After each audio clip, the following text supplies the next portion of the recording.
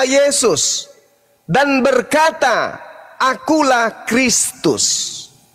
Waspadalah kepada penyesat yang berkata, "Akulah Kristus." Berarti akan ada penyesat di luar Bani Israel mengaku Kristus kepada murid Yesus. Waspadalah kepada penyesat yang datang kepadamu dengan memakai nama Yesus dan berkata, "Akulah Kristus." Jadi ada penyesat, saudara, menurut Yesus yang ngaku Kristus. Kristen, pengikut Kristus. Pertanyaannya, Kristen ini pengikut Kristus yang mana? Yesus Kristus adalah manusia. Kristus yang datang kepada Paulus bukan manusia. Kristus yang adalah manusia, Yesus, muridnya memanggil dia Tuhan. Bernubuat, bermujizat, mengusir setan, pakai nama Yesus. Itu tidak salah. Kenapa? Karena mereka melakukan kehendak Elohim. Mereka melakukan Taurat. Yang kedua, Kristen bernubuat, mengusir setan, bermujizat, pakai nama Yesus juga, memanggil Yesus Tuhan juga. Tetapi kelakuan mereka aneh. Bukan pengakuan orang-orang penganut Taurat. Jadi itulah yang diusir. Waspadalah wahai muridku kepada nabi-nabi palsu. Siapa nabi-nabi palsu yang dimaksud?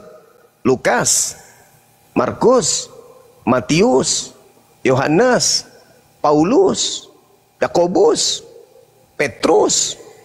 Itu yang dimaksud nabi-nabi palsu itu.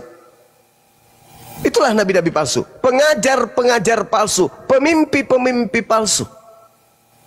Bukan Matius, muridnya bukan, tapi orang-orang lain. Kalaupun, dengar, kalaupun penulis Matius murid Yesus itu adalah betul murid Yesus, atau Petrus yang menulis kitab Petrus itu juga adalah pengikut Yesus atau murid Yesus, tapi ingat kata Yesus di dalam Matius 24:24, sebab Yesus palsu, Kristus palsu, dan nabi palsu akan datang dan melakukan banyak mujizat, sekiranya mungkin menyesatkan orang-orang pilihan juga.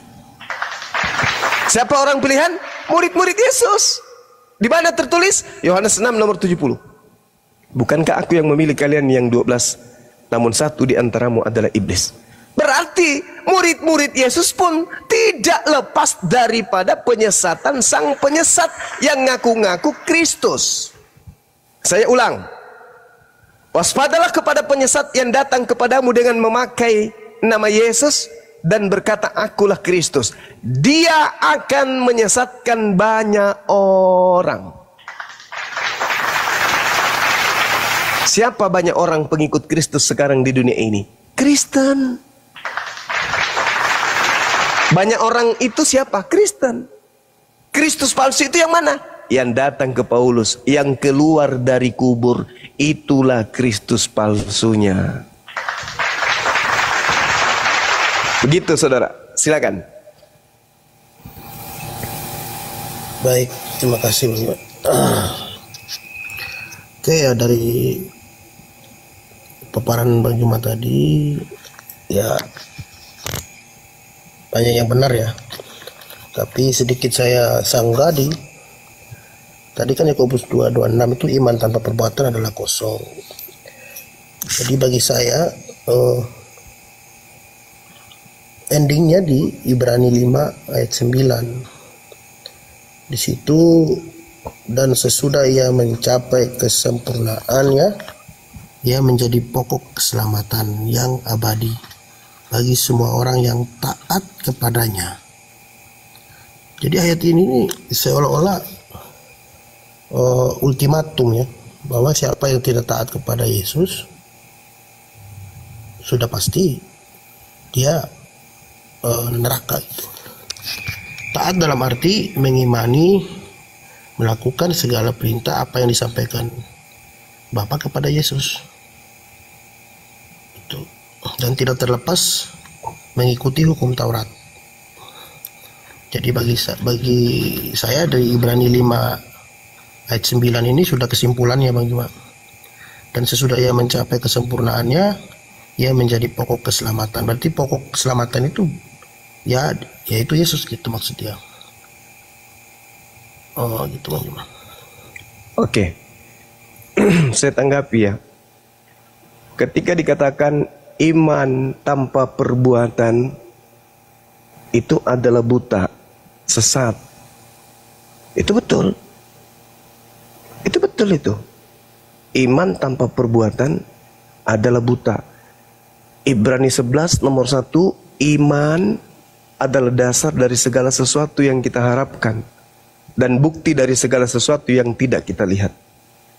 Itu iman itu. Nah sekarang permasalahannya adalah ketika Anda mengaku pengikut Yesus, muncul lagi pertanyaan, Yesus mana yang Anda ikuti sampai Anda menyembah yang bernama Yesus itu?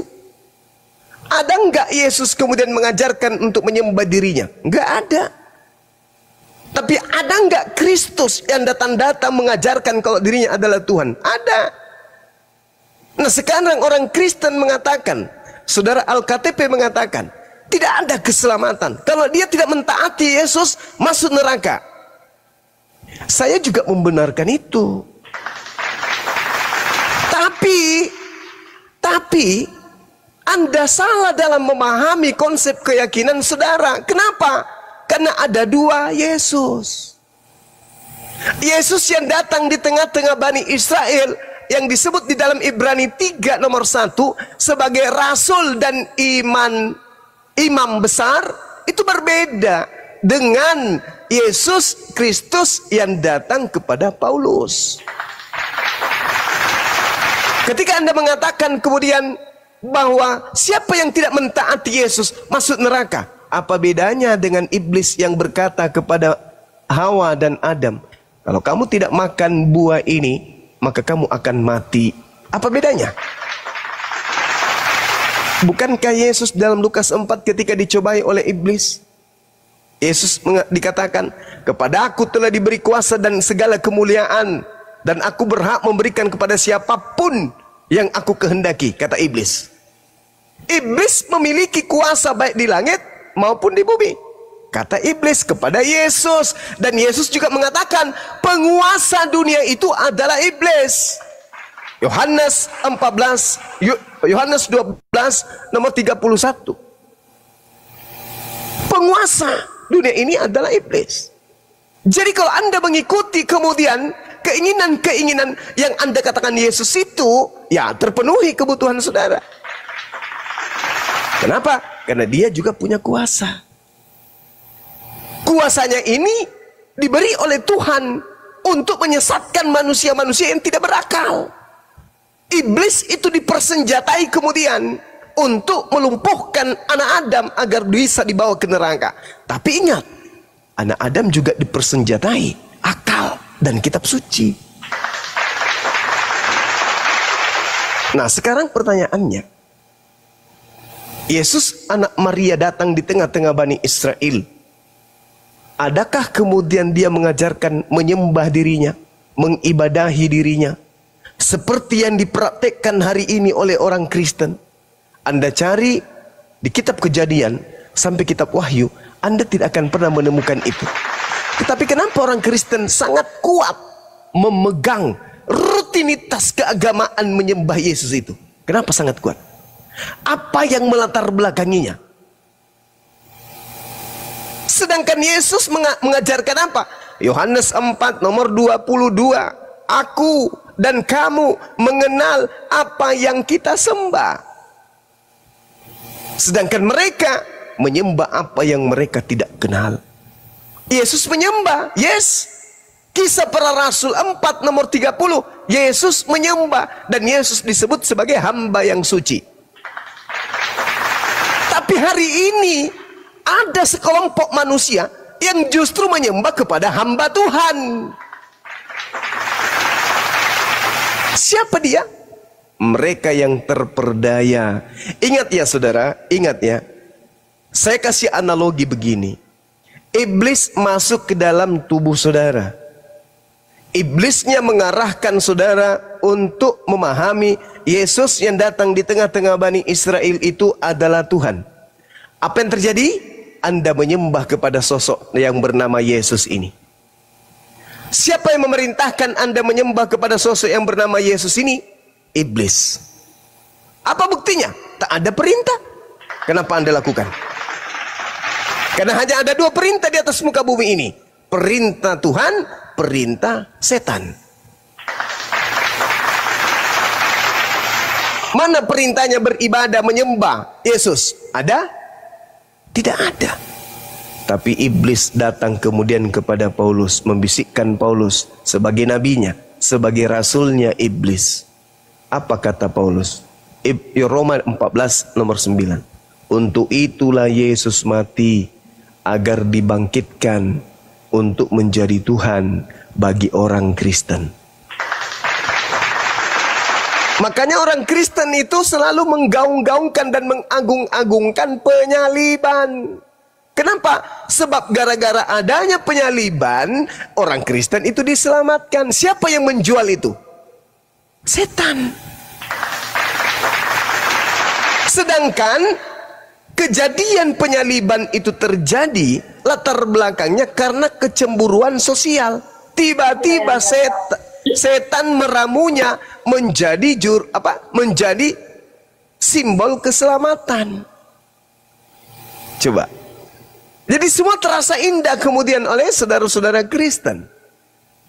Menyembah Yesus, beribadah kepada Yesus, berdoa kepada Yesus adalah satu kenikmatan bagi orang Kristen. Tapi ketika ditanya, siapa yang mengajarkan itu?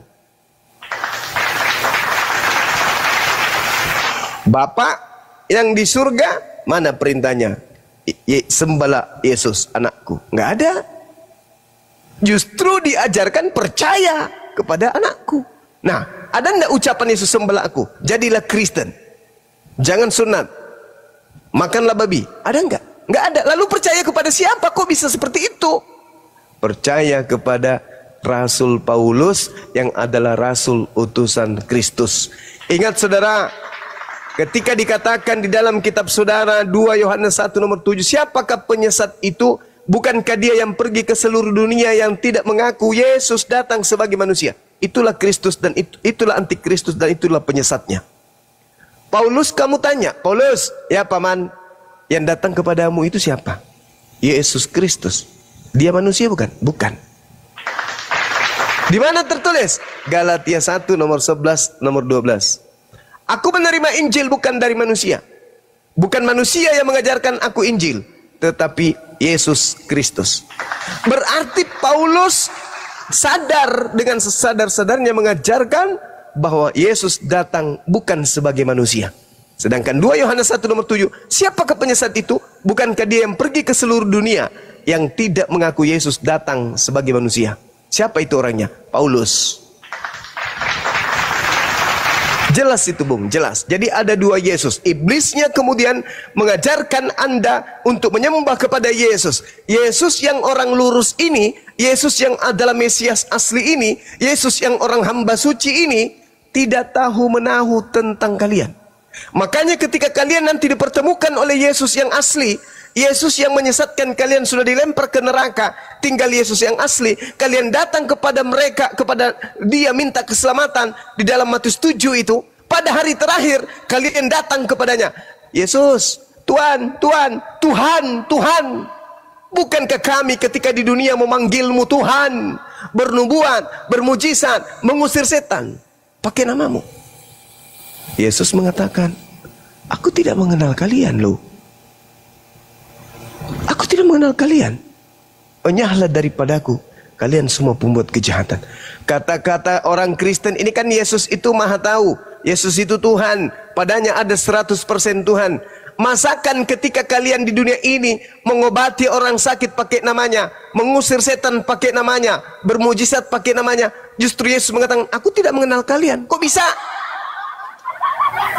Kalau dia itu benar-benar Tuhan, kok bisa dia mengatakan aku tidak mengenal kalian?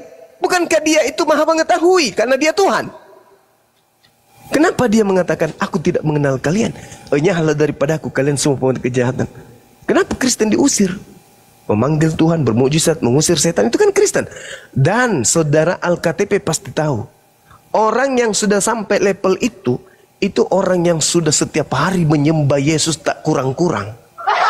Hanya ada dalam hatinya, Yesus, Yesus Tuhan, Yesus Tuhan, Yesus Tuhan, Yesus Tuhan. Siang malam, Yesus Tuhan, Yesus Tuhan. Kalau Yesus itu betul-betul Tuhan, Yesus pasti senang.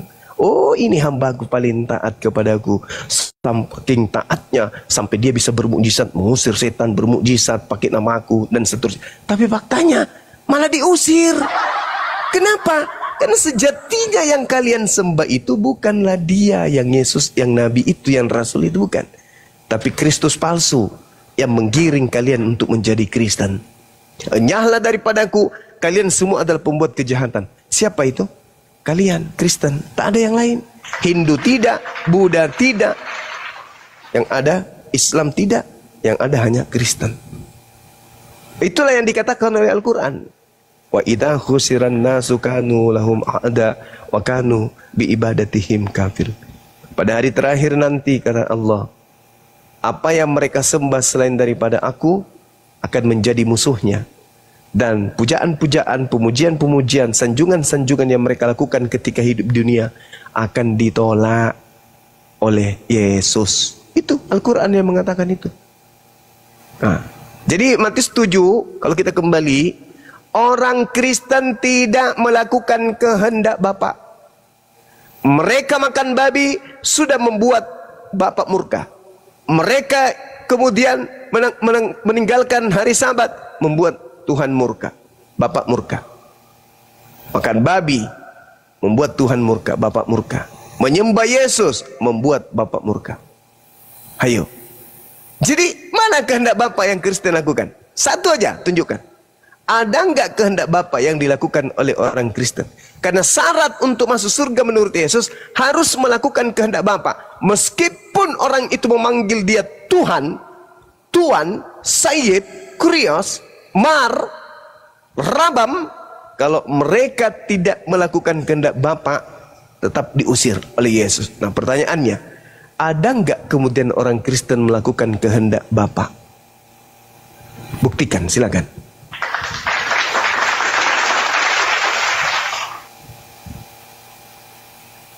Baik, Bang Juma.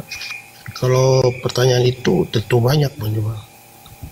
Salah satunya perintah Yesus kan, perbuatlah apa yang kau kehendaki orang lain perbuat bagimu. Mintalah, berilah kepada orang yang meminta kepadamu. Kehendak Bapa, Bang. Dan masih, ya? Kehendak Bapa. Ya.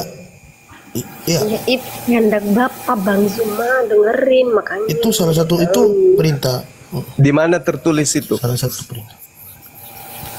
Oh ya, sebentar. Iya.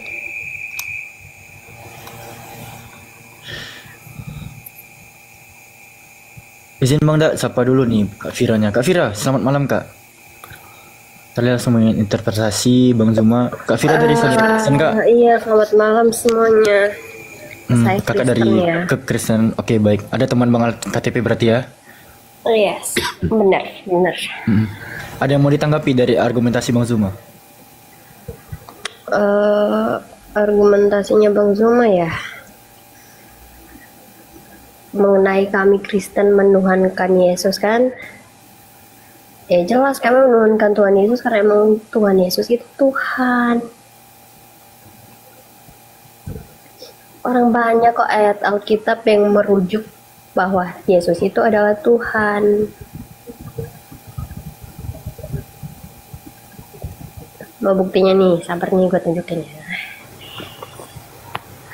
Pakai akal tapinya ya. Diskusi sama saya itu pakai akal ya, bukan dogma.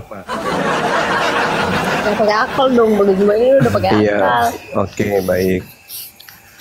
Jangan modal color doang Bang Zuma. Sok pintar soal iman orang lain tapi nggak pintar-pintar soal iman sendiri, itu bodoh namanya Bang Zuma, tau nggak? Iya. Ayo, mana kehendak Bapak agar menyembah Yesus? Tunjukkan. Ya. Silakan. Baik, contoh satu firman ya, Bang. Di Matius 5 ayat 42, berilah kepada orang yang kehendak meminta Bapak, kepadamu dan Bang. jangan menolak. Yang saya minta ya? kehendak Bapak, kehendak Bapak. Ya itu salah satu firman yang disampaikan Bang, Tidak itu adalah pernah kehendak Bapak perintah berfirman kepada Matius. Allah. Bukan, maksudnya itu firman yang dikatakan Yesus. Apa yang Enggak, dikatakan ini kehendak adalah Bapak, berasal dari saudara. Bapa. Yang disebut kehendak Bapak itu Bapak yang berkehendak. Bapak yang dimaksud di sini adalah Eloa Abraham, Eloa Isa, Eloa Yakub. Di mana Eloa Abraham berfirman kepada penulis-penulis perjanjian baru. Ada? Tunjukkan coba. Di mana pernah Elohim datang kepada penulis Matius? Setahu saya kehendak Bapak itu adalah hukum Taurat.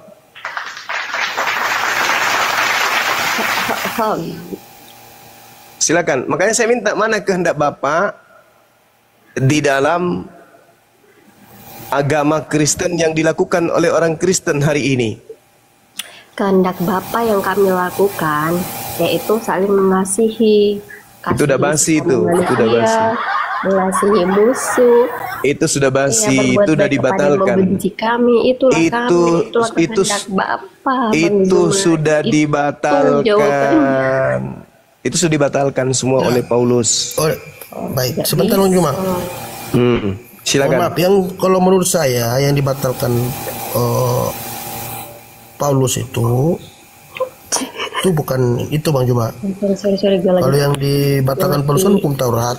Karena Yesus pernah berkata, aku datang bukan untuk meniadakan hukum Taurat, melainkan untuk menggenapi. Menggenapi itu Untuk maksudnya? menggenapi, ya. Menggenapi artinya apa? Yakobus 2 ayat 26 tadi itu Bang Juma. Yakobus 2 ayat 26 enggak. itu Saya tidak telah peduli dengan berakhir. Yakobus. Aduh, kacau ini. Ya, maksudnya gimana? Bang? Iya. Menggenapi itu maksudnya menghilangkan gitu. Menggenapi dengan matinya Yesus di kayu salib berarti itu tergenaplah seluruh siapa yang mengajarkan itu? Siapa yang mengajarkan? Kan yang ada ayatnya Bang Juma. Yang Yesus tadi katakan kan kehendak Bapa. Di mana Bapa pernah berkehendak agar Yesus itu dibunuh? Mana kehendak Bapa? Bunuhlah Yesus. Justru kehendak Bapa jangan bunuh Yesus. Dalilnya jelas.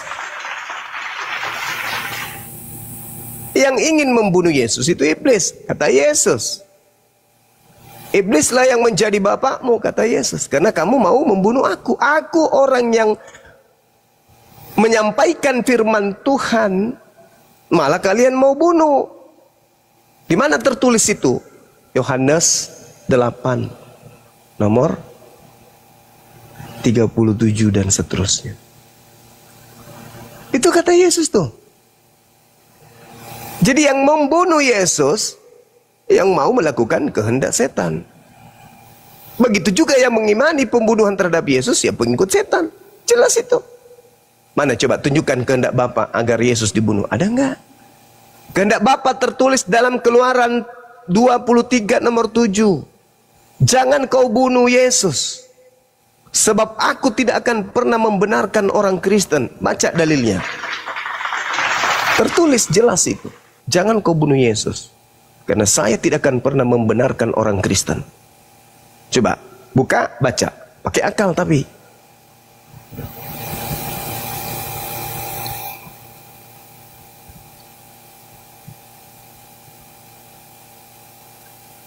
Silakan. Baik Bang Juma. Iya. Kalau saya simpulkan, boleh, mohon maaf, saya Silakan. simpulkan. Kembali ke tema tadi kan, siapa yang memanggil aku Tuhan? Yang bukan semua orang yang memanggil aku Tuhan yang masuk kerajaan surga, melainkan mereka yang melakukan kehendak Bapa di surga. Jadi inti dari firman itu, ayat itu, kalau menurut saya, siapa yang menjalankan perintah-perintah Bapa yang disampaikan oleh anaknya yang tunggal itu Yesus, itulah yang terpilih. Gitu Bang.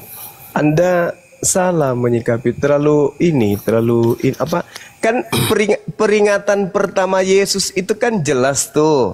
Waspadalah kepada nabi-nabi palsu yang datang kepadamu dengan menyamar seperti domba. Kan nabinya nyamar tuh. Nyamar, ini domba ini nyamar, nabi palsu ini nyamar seperti Bani Israel, sehingga Bani Israel tidak mengenali ini domba atau ini serigala, namanya menyamar. Jadi Yesus menasihatkan muridnya, waspadalah kepada nabi-nabi palsu yang datang kepadamu dengan menyamar seperti domba, tetapi sesungguhnya mereka adalah serigala yang buas. Jadi ketika dia menyamar, deteksi awal untuk mengetahui kemudian bahwa itu adalah serigala, caranya mudah. Lihat pengikutnya. Lihat pengikutnya. Dari buahnya kamu akan melihat dia. Buah di situ adalah pengikut, murid. Buah itu murid dari nabi palsu. Nabi itu batang. Buahnya itu muridnya si batang ini, si nabi ini. Nah, Yesus mengatakan waspadalah kepada penyamar yang datang kepadamu. Namanya penyamar mana kita tahu. Tapi tanda-tanda daripada pengikut, daripada nabi palsu ini, lihat dari pengikutnya. Apa itu tanda-tandanya pengikut si nabi palsu? Memanggil Yesus Tuhan, bernubuat pakai nama Yesus, bermujizat pakai nama Yesus, mengusir setan pakai nama Yesus. Itulah tanda-tanda pengikut sang nabi palsu. Tapi mereka bukan Bani Israel. Kan jelas dalilnya tuh. Waspadalah kepada nabi palsu. Jadi yang diwaspadai nabinya. Apa itu? Ajaran sang nabi ini yang harus diwaspadai. Tanda-tanda nabi palsu itu kamu bisa lihat dari pengikutnya. Apa saja tandanya? Memanggil aku Tuhan, bermujizat pakai namaku, mengusir setan pakai namaku, bermujizat pakai namaku. Itulah tanda-tanda dari nabi palsu. Nah sekarang di luar Yahudi yang mempraktekkan itu siapa? Islam kagak, Hindu kagak, Buddha kagak. Di luar Yahudi yang mempraktekkan itu hanya Kristen. Berarti yang nyamar-nyamar menjadi pengikut Yesus, jawab sendiri, jangan saya yang jawab. Itu saudara, Yesus berbicara kepada muridnya, wahai muridku, akan datang domba-domba dari luar, masuk ke kalangan kalian, menyamar seperti kalian. Tetapi sebenarnya mereka itu serigala buas. Dari buahnya, mereka bermukjizat juga pakai namamu, pakai namaku, sama seperti kalian. Mereka juga bernubuat pakai namaku, sama seperti kalian. Mereka bermukjizat juga pakai namaku, sama seperti kalian. Tapi mereka ini bukan domba. Apa itu? Mereka ini bukan Bani Israel. Siapa yang disebut domba? Baca Yeremia 50 nomor 17. Yang digelari domba hanya Bani Yakub. Kalian bukan Bani Yakub. Maka non domba yang mengaku domba tak ada lain dan tak bukan adalah Kristen. Nih, saya kasih kesimpulan. Kristen bukan Bani Israel. Kristen bukan Bani Yakub. Kristen bukan domba. Tuh, Kristen di luar dari pengajaran Yesus. Kristen adalah pengikut Paulus di Antioquia. Kristen adalah pengikut Kristus. Sedangkan Yesus meminta muridnya yang asli untuk waspada kepada Kristus palsu. Terus, Kristen yang bukan domba memanggil Yesus Tuhan. Kristen yang bukan domba memanggil Yesus, bermujizat pakai nama Yesus. Kristen yang bukan domba mengusir setan pakai nama Yesus. Kristen yang bukan domba bernubuat pakai nama Yesus. Semua tergenapi, semua lengkap sudah di Kristen. Dari buahnya kamu lihat dia. Coba Anda lihat datanya. Dapatkah kemudian memetik anggur dari semak duri atau buah ara dari rumput duri? Demikian setiap pohon yang baik menghasilkan buah yang baik. Maksudnya nabi yang benar menghasilkan pengikut yang benar. Sedangkan pohon yang tidak baik menghasilkan buah yang tidak baik. Maksudnya nabi yang palsu tidak mungkin menghasilkan murid yang baik, pasti menghasilkan murid yang tidak baik. Tidak mungkin pohon yang baik itu menghasilkan buah yang tidak baik, ataupun pohon yang tidak baik itu menghasilkan buah yang baik.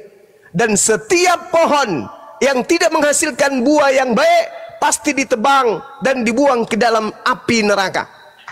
Apa maksudnya? Setiap nabi yang tidak menghasilkan buah baik pasti ditebang dan dibuang ke dalam api neraka. Maksudnya setiap nabi palsu tidak menghasilkan buah baik pasti ditebang ke dalam api neraka. Enyahlah daripadaku, kalian semua adalah pembuat kejahatan. Nah, sekarang pertanyaan saya, Paulus itu nabi. Tertulis di dalam Kisah Para Rasul 13 nomor 1. Ada beberapa nabi di Antioquia. Salah satunya adalah Saulus. Waspadalah kepada nabi palsu. Paulus nabi ternyata. Kenapa harus diwaspadai? Karena dia licik. Kenapa dia harus diwaspadai? Karena dia pandai menyamar. Kenapa dia harus diwaspadai? Karena mereka itu menyamakan antara kamu dengan mereka itu hampir mirip. Tapi sebenarnya mereka itu adalah serigala yang buas. Coba Anda telah diri Anda deh. Yesus menyembah Elohim, kalian menyembah Yesus. Yesus sujud dalam beribadah, kalian joget dalam beribadah. Yesus tidak makan babi, kalian makan babi. Yesus ibadah Sabat, kalian ibadah Minggu. Yesus menyembah kepada Elohim satu-satunya Tuhan, sujud, sedangkan kalian tidak. Bagaimana mungkin kalian yang tidak melakukan perbuatan-perbuatan yang dikerjakan Yesus mengaku ke dunia kalian itu pengikut Yesus yang adalah nabi? Kalau kalian mengaku kami adalah pengikut Kristus yang datang kepada Paulus, nah kami tidak salahkan, betul itu. Tapi kalau Anda mengatakan kami pengikut Nabi Yesus, Rasul Yesus yang datang kepada Bani Israel, itu bullshit. Tak ada orang yang berakal bisa ditipu dengan keadaan itu. Ya, tugas saya sudah menyampaikan, saudara. Tinggal saudara yang merenungkan. Silakan. Baik, saya izin tanggapi Bang Juma. Silakan. Oke, dari apa yang disampaikan Bang Juma sih masuk akal banyak. Cuman ada ayat Bang Juma di mana Matius 24 ayat 11 sampai 13. Di situ menjelaskan banyak nabi palsu. Kata banyak ini tidak merujuk kepada satu orang, yaitu Paulus. Oke lah, kalau Paulus termasuk ya tidak masalah. Yang penting intinya kata banyak ini tentu bukan subjektif, merujuk kepada banyak orang. Nah, saya bacakan dulu ya ayat 24 sampai 13 Matius. Banyak nabi palsu akan muncul dan menyesatkan banyak orang. Dan karena makin bertambahnya kedurhakaan, maka kasih kebanyakan orang akan menjadi dingin. Tetapi orang yang bertahan sampai pada kesudahannya akan selamat. Kalau menurut saya dari ayat ini sudah jelas bahwa nabi palsu itu tidak merujuk kepada mohon maaf, bukan satu orang gitu, bukan hanya kepada Paulus. Kalaupun Paulus itu yang dimaksud, karena jangan jelas dia mengatakan banyak nabi palsu, tentunya melebihi dari satu. Pertama, kedua, di ayat ke-12 tadi jelas 24-12 ayat selanjutnya, dan karena makin bertambahnya kedurhakaan, maka kasih kebanyakan orang akan menjadi dingin. Kasih yang dimaksudkan ini kan seperti kejadian di mana orang Farisi mengajak Yesus untuk makan di rumahnya.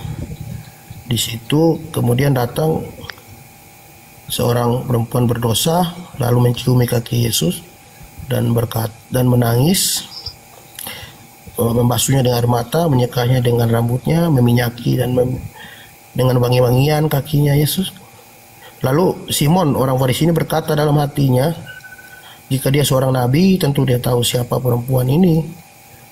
Namun Yesus menjawab kepada Simon, Simon, aku tahu orang ini. Sekarang aku bertanya, jika ada dua orang berhutang kepadamu, yang satu 500 dan satu 50 dinar, karena masing-masing karena tidak sanggup membayar, hutang keduanya dihapus. Kemudian Yesus bertanya, siapakah yang paling bersyukur? Simon menjawab, orang Farisi itu menjawab, tentu yang paling banyak Kutanya, benar kata kamu, orang yang merasa dirinya, aku masuk ke rumahmu, kau tidak menyambutku, kau tidak menciumi aku, dan lain sebagainya, dan seterusnya. Jadi maksud di situ, orang yang merasa diri benar sedikit berbuat kasih. Terbalik dengan orang yang sebaliknya, orang yang merasa diri berdosa tentu lebih banyak berbuat kasih. Jadi Yesus berkata kepada perempuan itu, pergilah, dosamu telah diampuni. Sesungguhnya orang yang banyak berbuat kasih, yang berdosa tentu lebih banyak berbuat kasih daripada orang yang merasa dirinya benar seperti orang Farisi. Dia tidak perlu harus banyak berbuat kasih. Jadi yang diutamakan di dalam ayat ini kasih gitu loh Bang Juma. Inti dari apa yang kita pembahasan ini Bang Juma. Terima kasih.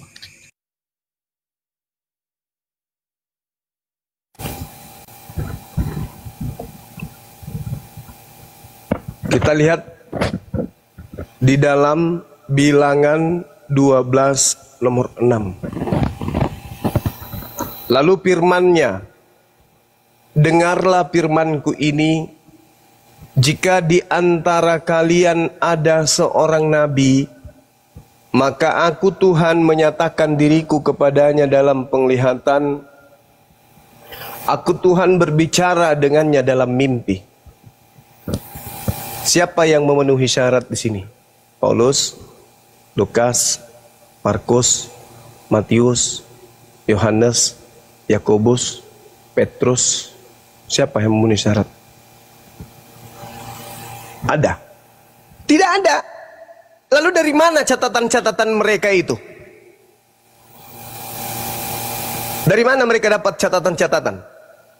Matius 1, Matius 2, Matius 4, Lukas 1, Lukas 2, Yohanes 1, Yohanes 2, Markus 1, Lukas 3, dan seterusnya. Dari mana itu? Pernyataan-pernyataan yang mereka lakukan itu dari Tuhan. Mereka dapat penglihatan rupanya. Mereka mimpi rupanya. Tidak. Jadi banyak nabi yang dimaksud di situ adalah pemimpi. Nah, yang memberikan firman, yang memberitakan firman kepada umatnya, itu nabi. Itu yang dilakukan oleh Lukas, Markus, Matius, Yohanes, Yakobus, Petrus, dan seterusnya. Itu yang mereka lakukan.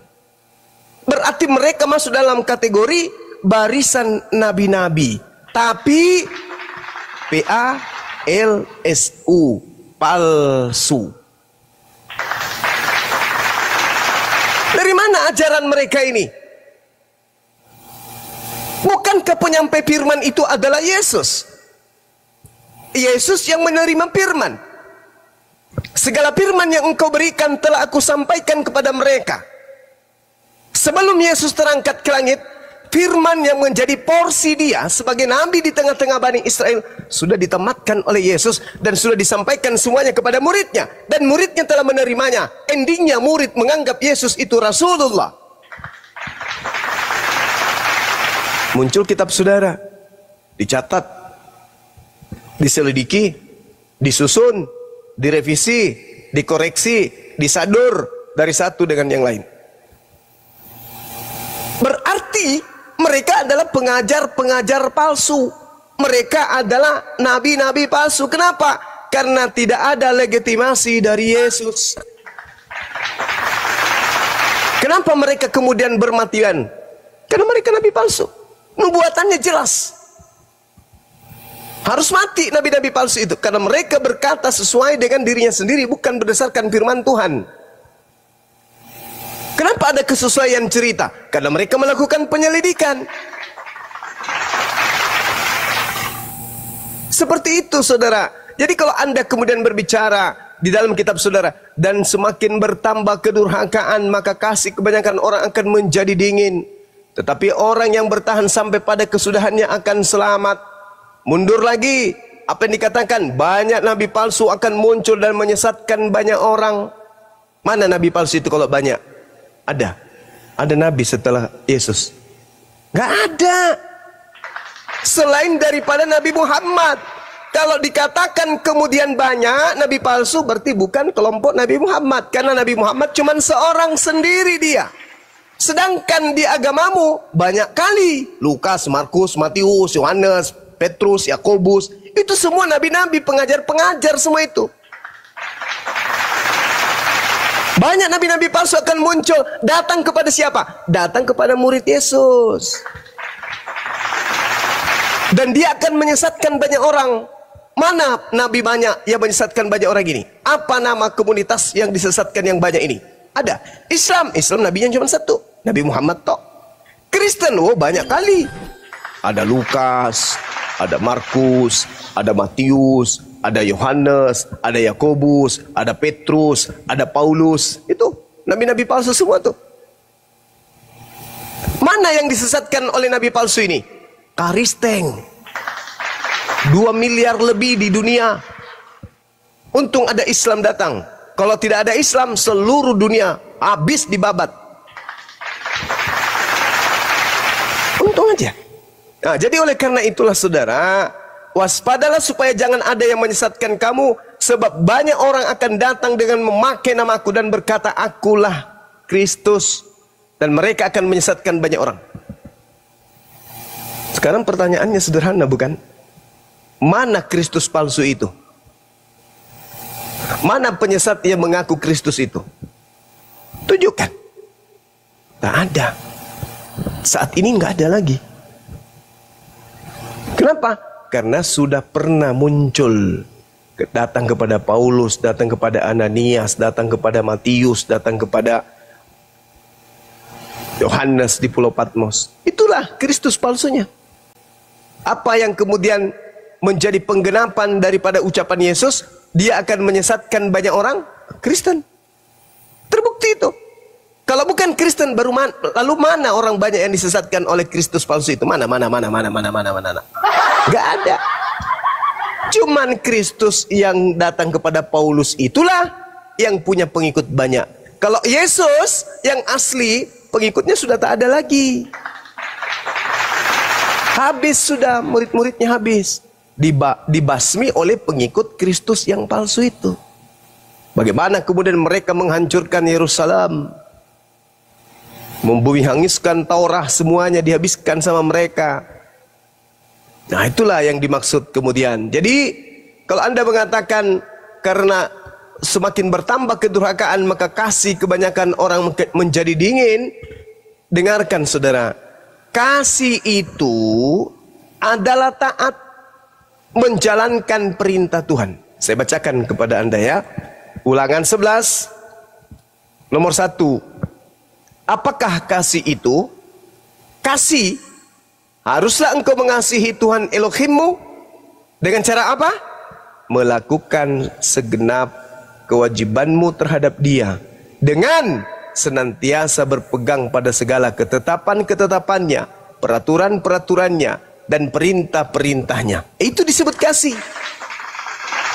Bukan kasih itu lembut berbicara.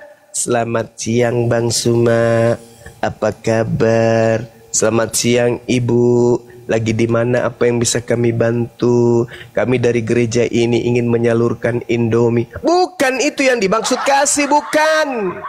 Yang dimaksud kasih itu taat melakukan segala perintah yang diperintahkan oleh Tuhan, lalu mengajak orang lain juga mentaati itu, baru disebut kasih. Yosua 22 nomor 5. Hanya lakukanlah dengan sangat setia perintah dan hukum yang diperintahkan kepadamu oleh Musa, hamba Tuhan itu, yaitu mengasihi Tuhan Elohim dengan cara hidup menurut segala jalan yang ditunjukkannya, tetap mengikuti perintah-perintahnya, berpaut padanya, dan berbakti kepadanya dengan segenap hatimu dan dengan segenap jiwamu. Dengan kata lain, kasih itu adalah mentaati kitab Taurat. Kalau Anda ingin orang lain selamat, ajarkan mereka melakukan Taurat. Itu kasih. Taat dengan setia melaksanakan perintah dan hukum yang diperintahkan kepadamu oleh Musa. Harus mengasihi Tuhan, yakni dengan cara hidup menurut segala jalan yang ditunjukkannya. Ada nggak dia menunjukkan supaya menyembah Yesus? Ada nggak? Ada nggak dia tunjukkan supaya orang kemudian ibadah minggu? Ada nggak dia tunjukkan kemudian supaya orang itu makan babi? Supaya orang itu tidak bersunat? Nggak ada. Makanya kalian itu nyamar-nyamar. Waspadalah kepada serigala yang nyamar kepadamu seperti domba. Dari buahnya bisa kau lihat mereka bernubuat, mengusir setan, bermujizat, memanggil aku Tuhan. Itu tanda-tandanya. Itu. Dan tanda itu hanya ada di Kristen, tidak ada di tempat lain. Kalau itu tidak ada di tempat lain dan itu bukan Kristen, berarti Yesus pembohong. Kenapa Yesus pembohong? Karena dia mengatakan akan datang muncul banyak nabi palsu, pengajar palsu. Itu kata Yesus tuh. Waspadalah supaya jangan ada orang yang menyesatkan kamu, sebab banyak orang akan datang dengan memakai namaku dan berkata akulah Kristus, dan mereka akan menyesatkan banyak orang. Kalau ini tidak terjadi, berarti Yesus pembohong. Lukas 21 nomor 8. Waspadalah kepada penyesat yang datang kepadamu dengan memakai nama Yesus dan berkata akulah dia, akulah Kristus. Waktunya sudah dekat, jangan kau percaya. Waktunya sudah dekat, kata Yesus, jangan kau percaya. Nah sekarang kalau waktu sudah dekat itu ternyata bukan Kristen, berarti Yesus seorang pembohong besar. Tapi kalau ternyata yang dimaksud Yesus itu adalah Kristen, maka Yesus bukan pembohong. Karena dia mengatakan di dalam Lukas 21 nomor 8, jelas sekali dikatakan di sana bahwa waspadalah kepada penyesat yang datang kepadamu dengan memakai namaku dan berkata akulah dia. Pada waktu itu orang-orang yang berada di Yudea kemudian harus melarikan diri ke pegunungan. Orang-orang yang berada di dalam kota harus mengungsi. Orang-orang yang berada di pedusunan jangan masuk lagi kota itu. Sebab itulah masa pembalasan di mana akan genap semua yang tertulis. Celakalah ibu-ibu yang sedang hamil, sebab datang kesesakan dahsyat di seluruh negeri dan murka atas bangsa ini, dan mereka akan tewas oleh mata pedang. Ini terjadi oleh apa? Oleh bangsa Romawi terhadap Yerusalem, oleh pengikut Paulus kemudian. Ya, oleh karena itulah kemudian dikatakan di dalam kitab saudara ini, di data nomor 8-nya, waspadalah supaya kamu jangan disesatkan, sebab banyak orang akan datang dengan memakai namaku dan berkata akulah dia. Saatnya sudah dekat, jangan kamu mengikuti mereka. Ini kata Yesus kepada muridnya. Saatnya sudah dekat, jangan kau ikut mereka. Berarti kejadiannya zaman itu. Ketika Yesus ditanya oleh murid-muridnya, Guru, bila manakah itu terjadi dan apa tandanya kalau itu akan terjadi? Jawabnya, waspadalah supaya kamu jangan disesatkan, sebab banyak orang akan datang dengan memakai namaku dan berkata akulah dia, dan saatnya sudah dekat, jangan kamu mengikuti mereka. Berarti orang ini datang kepada murid Yesus. Penyesat-penyesat ini mengatasnamakan Yesus, datang kepada murid Yesus. Waktunya sudah dekat. Nah, kalau itu tidak terjadi, ternyata Kristen ini yang satu-satunya kandidat ternyata bukan, berarti Yesus ini pembohong besar. Kenapa? Tidak ada orang yang datang kepada murid Yesus selain Paulus in the gang. Tapi ternyata bukan Paulus, lalu mana kalau begitu? Bukan Paulus, bos, bukan Kristen. Oke. Berarti Yesus ini pembohong, karena dia mengatakan waktunya sudah dekat. Penyesat itu datang dengan memakai namaku dan akan menyesatkan banyak orang. Mana coba selain Kristen? Ada? Gak ada. Orang Yahudi sekarang rajin ke sinagoge, mereka ibadah di Miqdas, mereka kemudian menjalankan hukum Taurat, bukan karena mengikuti makhluk yang datang mengaku Yesus, enggak.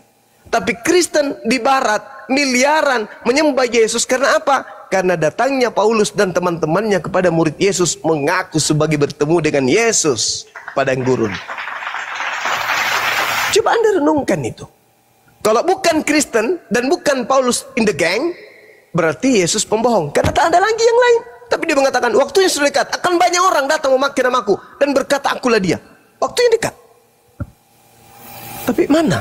Satu-satunya kandidat Paulus. Tapi ternyata Paulus in the gang ini bukan. Lalu yang mana? Tidak ada. Berarti Yesus pembohong. Jadi ada satu pilihan. Apakah Yesus yang pembohong atau penyesat itulah yang datang kepada Paulus dan pengikut yang sesat itulah Kristen? Saya nih sebagai seorang Muslim, karena Al-Quran saya mengatakan Nabi Isa diselamatkan yang mereka ikuti adalah penggantinya. Lalu kemudian Al-Quran saya mengatakan mereka menyembah Yesus, padahal Yesus tidak pernah mengajarkan menyembah Nabi Isa, padahal Nabi Isa tidak pernah mengajarkan itu. Dan Al-Quran saya mengatakan bahwa yang disembah oleh Kristen itu adalah iblis yang durhaka. Kalau itu tidak terjadi, hanya ada satu sebagai Muslim. Saya katakan setelah saya belajar Bible, ternyata bukan Paulus dan teman-temannya dan bukan Kristen orang sesat itu. Maka saya katakan Yesus tidak layak dianggap sebagai nabi karena dia adalah pembohong besar. Ternyata tak ada penyesat yang datang dan tidak ada orang yang banyak yang disesatkan. Karena orang yang banyak ini ternyata orang benar. Tapi bagaimanapun juga Anda mengatakan orang benar, endingnya enyahlah daripadaku. Aku tidak mengenal kalian, kalian semua adalah pembuat kejahatan. Jadi tak ada alasan untuk tidak mengatakan dan tidak mengakui bahwa penyesat yang dimaksud Yesus itulah yang datang kepada Paulus dan teman-temannya, dan orang banyak yang disesatkan itu adalah Kristen. Tak ada alasan untuk tidak mengatakan iya terhadap keadaan itu, kecuali orang yang ingin menipu dirinya sendiri. Saya kira demikian saudara-saudara terhadap saudara Al-KTP. Mungkin sampai di sini dulu pertemuan kita. Besok kalau masih ada yang ingin disampaikan silakan. Silakan naik di komal-komal Islam yang ada Bang Suma untuk bertanya jawab soal-soalan seperti ini. Boleh bertanya tentang Islam, boleh bertanya tentang Bible juga boleh. Yang penting kita tidak saling menghujat, kita paparkan fakta real yang ada di dalam Bible, lalu kemudian kita urai satu persatu. Demikian dari saya. Silakan. Teman-teman yang lain diambil alih, silakan. Allahumma ambil Quran. Baik. Bang Amke monitor, Bang Amke. Bang Amke monitor. Amke. Oke, ambil alih Vi. Iya, gimana Bang Al-KTP? Pemaparan tadi udah diambil poin-poinnya. Ya, oke, saya tanggapi dulu tadi yang disampaikan Bang Juma. Penanggapannya boleh ditahan 30 detik. Alfi mau sounding sebentar ke audiens di bawah. Baik, Iwan Villain di bawah. Masya Allah, ini sudah pergantian tanggal. Teman-teman sebanyak 5.400 mata memandang ini masih standby di sini ya. Masya Allah, luar biasa. Mohon dikencangkan tap-tap layarnya. Sedikit lagi kita menuju angka 1 juta like, teman-teman. Bisa bantu Alfi untuk ngejar like komalnya. Dan terima kasih untuk para abangda kita, kakak-kakak kita yang telah mewakafkan sebagian rezekinya. Masya Allah, luar biasa. Alfi mewakili seluruh narasumber muslim mengucapkan terima kasih terhadap para dermawan. Masya Allah, luar biasa. Udah ya, mungkin itu saja. Dan terakhir Alfi hanya mau ingatkan, jangan lupa di follow narasumber muslim kita, Iwan Villah. Ya, silakan Bang Al-KTP. Ada yang mau ditanggapi Bang? Baik, terima kasih Bang Alfi. Saya sedikit saja sih. Sebenarnya tadi Bang Juma menyatakan atau menyampaikan paparan itu semuanya betul. Cuman ada satu pertanyaan saya yang tidak dijawab sama Bang Juma. Kembali lagi, satu pertanyaan saja yang tidak dijawab. Tapi kalau untuk paparan Bang Juma sih oke lah, masuk akal. Saya boleh mengatakan itu benar karena sesuai data ya. Cuman satu pertanyaan saya yang tidak dijawab tadi. Bisa mewakili Bang Alfi atau siapa? Apa tuh Bang? Ya, barangkali Alfi bisa mewakili Bang Suma, biarkan minum dulu. Apa tuh Bang? Baik, tadi kan di Matius 24 11 sampai 13 di situ jelas kata-katanya banyak nabi palsu. Pertama, kata banyak itu berarti merujuk kepada bukan satu orang. Yang selain Paulus ya, nggak apa-apa. Saya pasti pengen tahu siapa A, B, C, D, E, F, G terus selanjutnya. Tapi yang disampaikan kan cuma Paulus. Oke, nggak masalah di situ. Nomor 2 di Matius 15 pun sama. Situ jelas juga waspadalah terhadap nabi-nabi. Tentu bukan satu. Waspadalah terhadap nabi-nabi palsu yang datang kepadamu dengan menyamar seperti domba, tetapi sesungguhnya mereka, kata mereka ini berarti bukan satu Bang. Tuh kalau bilang Paulus, saya nggak bisa terima karena cuma satu orang gitu. Tolong tunjukkan kepada kami. Saya ada teman saya juga ada ikut nonton di sana, pakai live saya video call nih. Mereka juga bertanya, tolong tunjukkan kepada kami siapa kandidat lain selain Paulus? Karena banyak ayat menyatakan banyak mereka. Kemudian nabi-nabi, berarti cuma satu, bukan cuma satu. Oke lah, Paulus nggak masalah. Yang penting selain itu kandidatnya siapa? Itu aja. Terima kasih Bang. Iya. Sebenarnya saya dulu nunjukin nabi-nabi palsu. Oh boleh, silakan Deng. Ya. Di dalam Bible itu banyak sekali nabi yang disebut. Kalau di Perjanjian Baru aja ya. Kisah Para Rasul 21 nomor 10 ada namanya Nabi Agabus. Di Amsal 30 Amsal Perjanjian Lama ya, jauh usah ke sono. Sorry Bang Andi, KPR berapa tadi Bang Andi? Oke. KPR berapa? KPR 21 nomor 10. Ya, oke. Saya catat dulu. Di Lukas 2:36 ada namanya Nabi Ana. Itu apakah semua ini yang Bang Andi sampaikan ini termasuk dicatat aja dulu Bang, dicatat aja dulu nanti Anda baca. Oh, iya. Nah, habis kita bahas Siap. gitu ya. Di 1 Yohanes 2 18 sampai 19 ada namanya Nabi Antikristus. 1 Yohanes 2 18 sampai 19. 2:18. Ya, baik. Lanjut Bang Andi. Oke. Apa di mana lagi perjanjian di Lukas 1 nomor 41 ada namanya Nabi Elizabeth, ibu dari Yohanes Pembaptis, nabi juga dia. Ya. Bukan nabi palsu berarti Bang Andi nih. Taruh. Lo yang minta banyak nabi-nabi, gua kasih deh tuh. Ya bukan, maksudnya yang merujukkan nabi palsu yang dimaksudkan di. Iya makanya nanti kita nabi cek. Palsu, Bang Andi. Makanya kita cek ini nabi Kalau beneran nabi-nabi apa yang enggak? selain nabi palsu ya banyak memang. Enggak, makanya kita cek nanti dia nabi beneran apa enggak, kan nanti habis itu kita akan membahas pengertian nabi dari segi bahasanya dulu dan kriteria itu seseorang disebut nabi gitu loh. Kan begitu, apa arti nabi? Nabi itu bahasa apa? Kriteria orang yang bisa berpredikat atau bergelar nabi. Kan gitu. Nah, kalau nabi kan, mohon maaf nih, kalau nabi kan sudah pasti seperti Paulus kan, menerima wahyu dari Tuhan dan menyampaikan nabi yang benar sama nabi palsu ini yang kita bahas. Ya. Ya itu dah. Makanya gitu ya. Nanti di Alpila nanti yang menjelaskan itu ini nabi yang sebenarnya yang mana nabi palsu yang siapa. Ya nama-nama yang saya sebutkan tadi ini apakah kategori nabi beneran apa palsu kan gitu. Oke, ya. Oke. Lah, menurut Bang Alkatp nih. Satu lagi. Iya. Satu lagi di Perjanjian Baru. Mana ya, bentar ya. Matius 1:20 Yusuf ayah angkat Yesus juga disebut nabi. Matius 1 nomor 20. Palsu tuh Bang Andi. Ya ntar dulu, Yusuf itu kan nggak ada kitabnya, dia memperoleh wahyu dari mana? Ini ya kan gitu, ntar dulu ya. Lukas 1:26-28 Maria ibu Yesus juga disebut nabi. Tulis aja dulu, nanti kita bahas apa arti nabi gitu loh. Ini saya nggak usah pakai perjanjian lama ya. Maria ibu Yesus itu Entar dulu, yang lain dulu. Nanti kita cek satu-satu.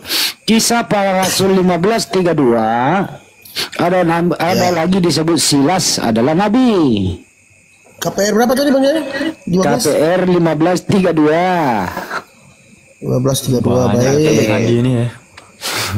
Terus, tapi bukan nabi palsu Bang disebut ini. Ya nanti kita cek yang nabi itu apa. Yang saya minta kan yang iya nanti kita banyak. Abang catat aja dulu. Abang catat aja dulu. Siap. Oke. Ya. Lukas 2:25-26 Simeon juga disebut nabi.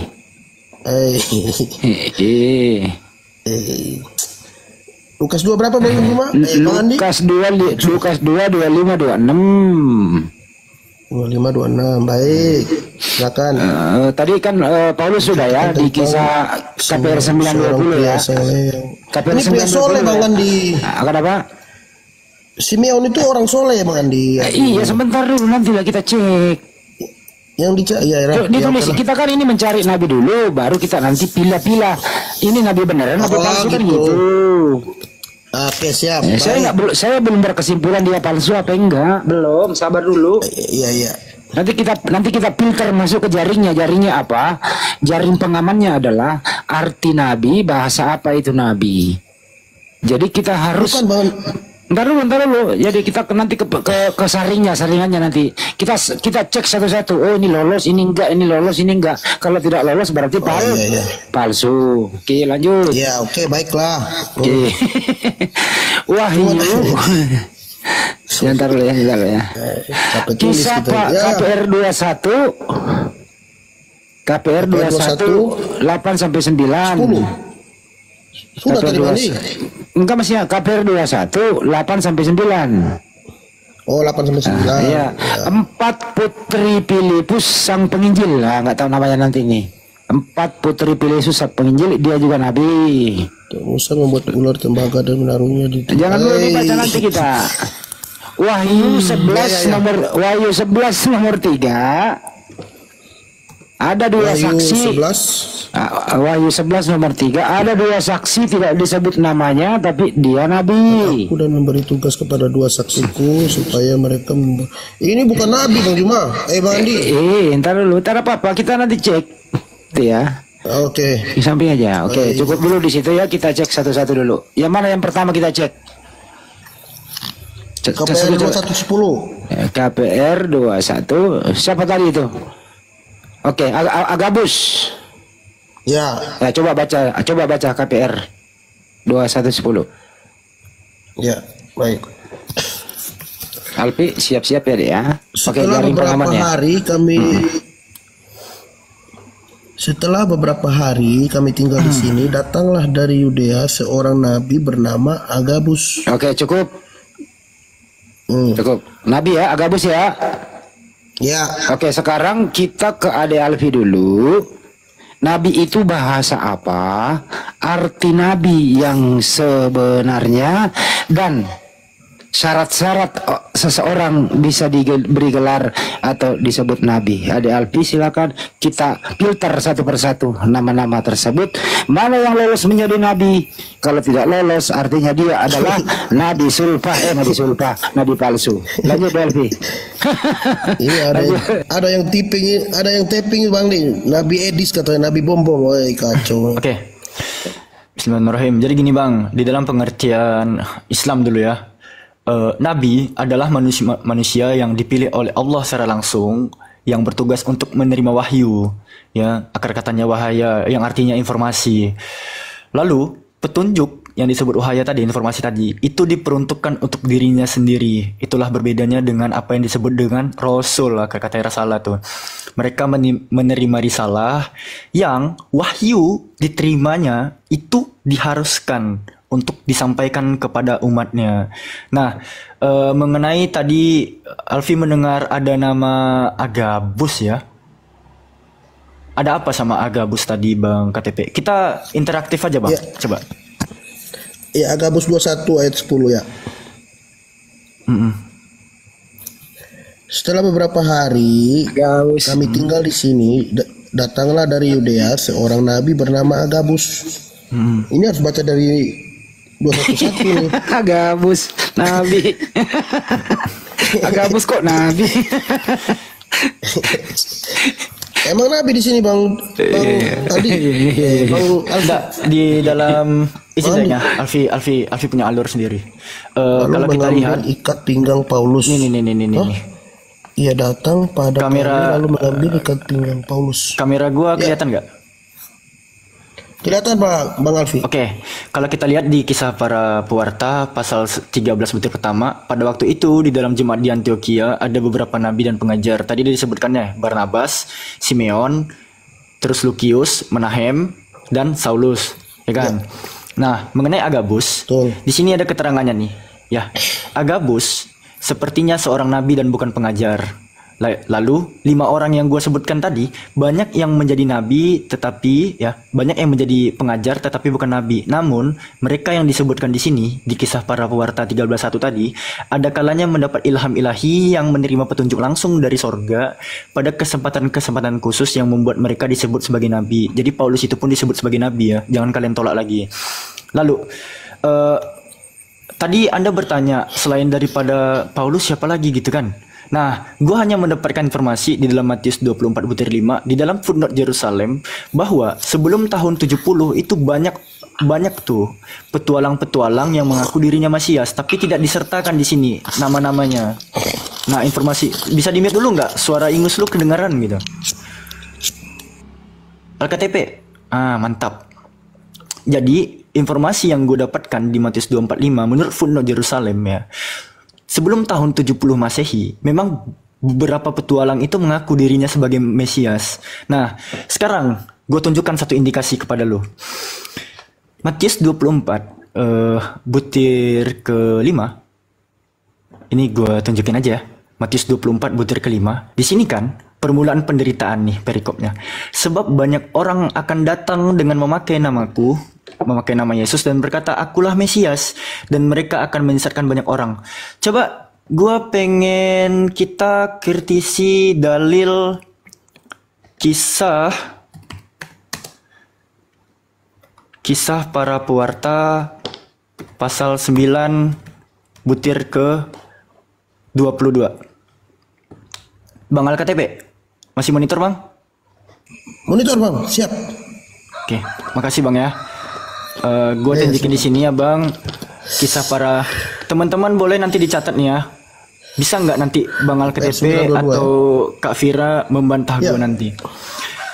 Kisah para pewarta pasal 9 butir 22 di sini terjemahannya, akan tetapi Saulus semakin besar pengaruhnya dan dia membingungkan orang-orang Yahudi yang tinggal di Damsyik karena ia membuktikan bahwa Yesus adalah Mesias. Nama Yesus di sini adalah hasil diada-adakan di terjemahan. Aslinya di sini bukan ada nama Yesus tetapi kata ganti orang ketiga. Ya, karena kenapa? Gue perhatiin di dalam Greek koine ya, X ya atau tindakan pasal 9 butir ke-22. Di sini kan berbunyi ya, Saulos de Malon ya, ene duna mauto kai sunes chinen tus ya, yodaios tus katai kontas en Damasko sumbi bazon hoti, sumbi bazon ya, mengajarkan ya atau menginstruksikan hoti bahwa autos dia, bukan Yesus di sini, bahwa dia estin adalah Ho Kristos Mesias. Jadi bang, di sini nih penerjemahannya seharusnya karena Paulus itu membuktikan bahwa dia adalah Mesias, bukan bahwa Yesus adalah Mesias. Di sini nama Yesus itu hasil diada-adakan. Gak ada sama sekali harusnya kata Yesus di sini. Nah, di sini Paulus ya semakin besar pengaruhnya dan Paulus membingungkan orang-orang Yahudi yang tinggal di Damsyik karena Paulus membuktikan bahwa dia adalah Mesias. Bukan bahwa Yesus adalah Mesias. Gua ada tunjukin tadi bahwa di sini nggak ada nama Yesus sama sekali, tetapi autos ya, dari kata autu artinya dia, kata ganti orang ketiga. Sumbi bazon, kalau kita lihat di number strongnya, sumbi bazon ini, number strongnya akan kita temukan nomor 4822. Nah, gua tengok number strong 4822. Ya, sumbi bazon itu artinya teach, mengajarkan atau menginstruksikan. Bahwa Paulus di sini menginstruksikan bahwa dia adalah Mesias, bukan bahwa Yesus adalah Mesias, bang. Jadi sebenarnya di sini tergenapi, bang. Pada saat ya di Matius 24 butir ke-6 tadi, kalau kita lihat Matius 24 butir ke-6 tadi ya.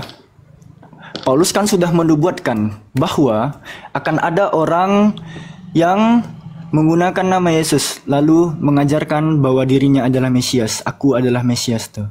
Sebenarnya kan di sini bang LKTP. Cuman di sini sayangnya terjemahannya itu dipelintir bahwa Yesus adalah Mesias, bukan. Tapi di sini aslinya bahwa dia adalah Mesias. Nggak ada nama Yesus harusnya di sini.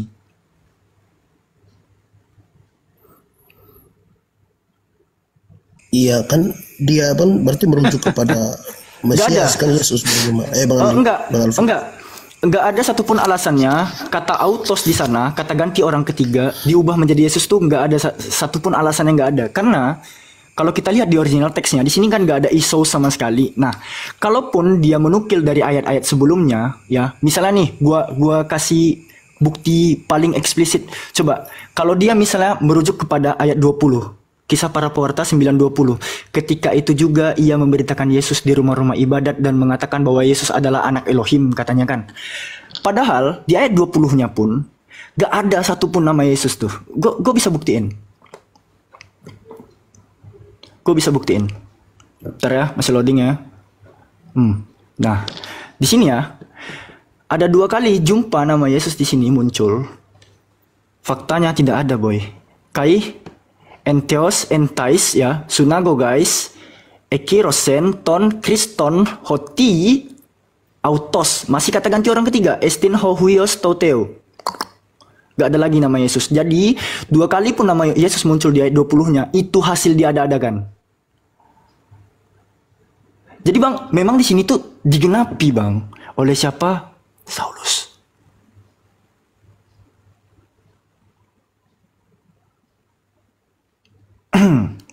Belum. Gua kembali ke topik nih. Oke, kembali ke topik dulu ya. Ya. Nabi itu ya, kalian udah dijelaskan tadi nih. Nih nabi nih ya. Nih arti nabi dulu nih. Nabi itu berasal dari bahasa Arab yaitu nabi. Oke, jadi nabi ini bahasa Arab, bukan bahasa Indonesia, bukan bahasa Yunani, bukan bahasa Ibrani. Oke. 1.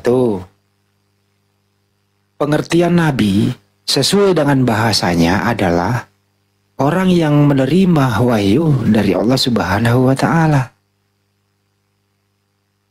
Saya ulang kembali, ini bahasa umumnya ya. Pengertian nabi adalah orang yang menerima wahyu dari Allah Subhanahu wa taala, pencipta alam semesta. Itu baru nabi sesuai bahasanya, sesuai peruntukannya. Oke, kalau sesuai peruntukannya ini jaring pengamannya ini, nama-nama yang saya sebut tadi adalah semuanya nabi palsu, termasuk Paulus. Kenapa? Paulus tidak menerima wahyu dari Allah Subhanahu wa taala. Dan nama Agabus apa lagi? Dan seterusnya dan seterusnya. Kalau Anda berilmu, jujur bahwa nabi itu adalah sebagaimana bahasanya, bahasa Al-Quran, nabi adalah yang menerima wahyu dari Allah Subhanahu wa taala. Itu 1. Kalau di Bible tidak ada kata nabi. Yang ada adalah, kalau bahasa Ibraninya itu adalah neviim. Nevi atau neviim, nabi-nabi kan nevi. Kalau di Yunaninya adalah apostolos, Propetai atau apostel. Propetai. Ya, propetai. Kalau diartikan ke bahasa Indonesia, bukan menjadi nabi Elai.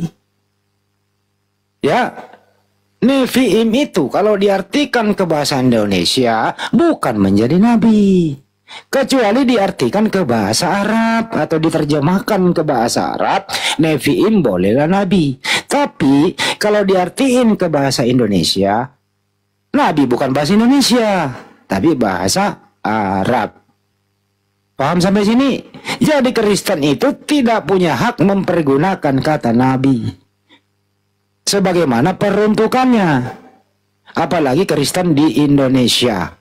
Jadi jaring pengamannya, filternya adalah nama-nama yang disebut tadi adalah nabi palsu. Itulah yang disebut di Matius 7:21, waspada terhadap nabi-nabi palsu. Paham sampai sini LKTP? Kalau nggak paham, saya suruh LP ulangi lagi nih. Paham. Oke, paham. Silakan LP, udah paham dia. Lagi. Intinya Alfi monitor. Iya, monitor Bang Da. Boleh jelasin, tunjukkan 1 Korintus 11 nomor 1 coba. Diterangkan aja itu coba. Ternyata Dinda aku belum tidur. Lanjut di balik. Masya Allah. Betul. Masih ini kan renang dulu, renang. Lanjut.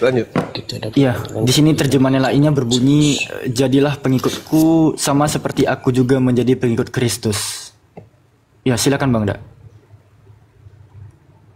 Bang Zuma. Saya minta antum jelaskan, karena di situ yang saya tangkap terjemahan sebenarnya adalah jadilah pengikutku sebab aku juga adalah Kristus. Itu yang saya tangkap. Silakan coba Anda telusuri. Anda telusuri itu.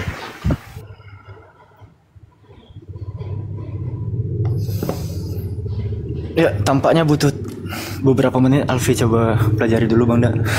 Alfi belum sampai ke sini nih. Bang Zuma ilmunya di atasku, guys. Jadi tunggu ya. Cuman Kalau izin dulu ya. Kalau data yang tadi Bang Zuma, Alfi harus dikalibrasi ulang. Ya. Intinya gini Bang. Tapi KTP. kalau saya tanggapi Bang Juma, banyak ajaran Paulus yang baik gitu. Salah satu contoh Galatia 6:10, terus ada di Korintus 9:27 untuk menjalani hidup yang disiplin, memuliakan orang yang banyak Bang Juma. Iya, Saya saudara. berfokus kepada orang-orang yang salah satunya perbuatan baik, apa ajarannya yang bagus. Ya. Untuk misalnya berfokus pada bagaimana orang-orang di dalam Kristus untuk memperlakukan satu sama lain Ya. melalui kuasa Roh Allah. Kita harus memulihkan mereka yang terperangkap dalam dosa dengan kelembutan dan kerendahan hati. Ya. Dan kita harus saling membantu. Nah, ini saling membantu, menanggung beban satu sama lain. Dengan secara tidak langsung dia mengajarkan kasih apa yang disampaikan oleh apa yang dia ketemu waktu di itu. Ya, makasih. Oke. Ya. Kalau misalnya kalau misalnya Paulus itu tidak mengajarkan poin-poin itu, kira-kira bisa nggak dia menyesatkan? Nggak bisa, Bang. Dia harus memperlihatkan sisi-sisi baik. Dia harus memperlihatkan sisi, oh ini bagus, ini bagus. Itulah caranya menyesatkan. Jadi dibumbu-bumbuhi semua itu supaya orang itu bisa terpedaya. Makanya dia mengatakan, dalam kelicikanku aku menjerat engkau kalian dengan tipu daya. Tapi yang perlu Anda pahami itu adalah, ketika dia mengajarkan kepada dunia, Filipi 2 nomor 15. Itu. Ketika dia mengajarkan itu, Efesus 2 nomor 15 itu. Itulah caranya dia menciptakan ajaran baru. Dengan matinya Yesus, dia telah membatalkan hukum Taurat beserta segala perintah ketetapan yang ada di dalamnya. Selesai. Habis itu dia bikin perintah baru. Kasihilah, jangan kau membunuh, hormatilah, jangan kau berzina. Dia bikin sendiri aturan baru itu. Artinya, misalnya Tuhan mengatakan jangan kau membunuh. Paulus mengatakan apa? Sudah dibatalkan. Habis itu dia bikin aturan baru, jangan kau membunuh. Artinya apa itu? Dia menggantikan firman Tuhan dengan perkataannya dia. Dia ingin menggantikan posisi Tuhan. Sama seperti ketika saya mengatakan, presiden kita mengatakan, jangan kau melanggar rambu-rambu lalu lintas. Lalu kemudian saya mengatakan, sejak tanggal 2 Februari 2025, perintah yang didatangkan kemudian untuk taat kepada jangan melanggar lampu merah itu sudah dibatalkan dengan padamnya lampu seluruh Indonesia hari itu juga. Lalu kemudian pada tanggal 3 saya mengatakan, jangan kalian melanggar lampu merah. Jadi perintah Tuhan yang tadi dengan perintah saya, perintah presiden yang tadi dengan perintah saya hari ini itu sama. Tetapi perintah Tuhan kubatalkan. Sekarang yang berkuasa adalah perintahku. Dulu orang tidak melanggar lampu merah karena perintah presiden. Hari ini orang tidak melanggar lampu merah karena perintahku. Aku sekarang yang menguasai dunia. Itu yang dimaksud. Kasihilah orang tuamu, batal. Jangan kau membunuh, batal. Jangan ada ilah lain, batal. Jangan makan babi, batal. Berilah yang meminta, batal. Maafkan orang yang bersalah padamu, batal. Kasih kedua orang tamu, batal. Habis dibatalkan, baru dia bikin sendiri. Kasihilah sesamamu manusia. berbuat baiklah kepada sesama manusia, berilah siapapun yang meminta kepadamu. Sekarang kamu taat kepada siapa? Taat kepada Paulus.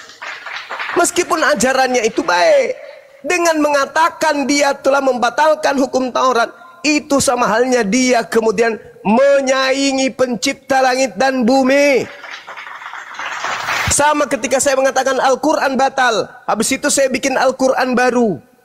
Berarti firman Tuhannya saya batalkan, sekarang manusia taat kepada firmanku sendiri yang saya sama-samakan dengan firman Tuhan. Tapi ini adalah rekayasa saya. Itulah yang terjadi. Iblis itu begitu. Cara kerja iblis itu begitu. Jadi Anda ini pengikut Paulus. Nah, terkait dengan yang tadi, saudara, ketika dikatakan dalam Kisah Para Rasul 13 nomor 1, kan sudah jelas di sana tertulis, bukan? Sangat tertulis di sana dengan jelas. Pada waktu jemaat Antioquia ada beberapa nabi dan pengajar. Siapa? Barnabas. Barnabas disebut nabi kan? Yes. Simeon disebut nabi kan? Ya. Lukius disebut nabi kan? Yes. Menahem disebut nabi kan? Yes. Saulus disebut nabi kan? Yes. Apa dasarnya mereka ini disebut nabi? Saulus, Lukius, Menahem, kemudian Simeon, Barnabas. Sedangkan kalau kita berbicara mengenai Barnabas, justru Barnabas lah yang kemudian pertama kali, acap kali kemudian yang memanggil Paulus untuk melakukan penginjilan di Antioquia. Paulus itu hanya orang diajak. Yang ada awalnya itu Barnabas. Nah, sedangkan Paulus ini disebut nabi juga. Dengan demikian Lukas, Markus pun nabi. 1 Timotius 4:11, hanya Lukas yang tinggal dengan aku. Jemputlah Markus dan bawalah ia kemari karena pelayanannya penting bagiku. Barnabas menyertai Paulus, Barnabas nabi, Saulus nabi. Kalau begitu, Lukas dan Markus yang menyertai Paulus juga nabi. Barnabas mana Bibelnya? Mana Injilnya? Tak ada. Barnabas yang tidak punya Bibel aja nabi. Coba. Simeon yang tidak punya kitab aja nabi. Lukius yang tidak punya kitab aja nabi. Menahem yang tidak punya kitab aja nabi. Apalagi Markus, apalagi Lukas. Mereka itu nabi-nabi, tapi palsu. Saya kira begitu cara belajarnya. Kembali saya renang dulu. Silakan Dinda Alfi. Udah selesai yang dalil tadi, Bang Zuma? Dapat ya? Kan dek, saya PR kepadamu. Silakan. Udah dapat nih. Iya. Silakan. Iya, jadi yang Alfi pelajari di 1 Korintus 11:1 ini terjemahan LAI kan berbunyi, jadilah pengikut Paulus, sama seperti aku, Paulus juga menjadi pengikut Kristus. Kalau kita lihat di Greek koinnya berbunyi, ya, mimetai mau gineste, ya, katos, kago, Kristo. Sebenarnya kalau kita rujuk ke Alkitab Sabda pun ini jelas ya. Alfi menggunakan Greek Westcott and Hort, Greek WH teman-teman. Mimetai ini definisinya pengikutku atau turutilah gitu. Jadi penurut. Nah, mau di sini possessive pronoun, kata sifat kepemilikan. Jadi turutilah aku. Mimetai mau, turutilah aku. Gineste di sini artinya jadilah gitu. Nah, mimetai mau gineste, jadilah pengikutku. Katos di sini dimaknai sebagai karena, ya, katos karena kita lanjutin sebagai kago itu di sini akusatif, aku juga atau aku pun, karena aku pun jadilah pengikutku karena aku pun Kristus Mesias. Jadi secara tidak langsung Paulus mengatakan jadilah pengikutku karena aku pun Mesias atau Kristus. Itu intinya. Jadi Paulus mengaku dirinya juga Kristus. Itu intinya. Lanjut. Bahkan Paulus juga mengaku dirinya korban penebus dosa. 2 Timotius 4 nomor 6 coba dibaca.